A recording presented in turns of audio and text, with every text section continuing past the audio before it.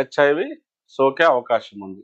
రెండవది, ఈ డ్రగ్స్ వాడిన వారు విచక్షణ కోల్పోయి అరక్షిత శృంగారం. ఇంతకుముందు శృంగారం చేయాలంటే కండోమ్ వాడేవాళ్ళు. ఎందుకంటే ప్రెగ్నెన్సీ అవాయిడ్ చేయడం కోసమైనా కనీసం కండోమ్ వాడేవారు.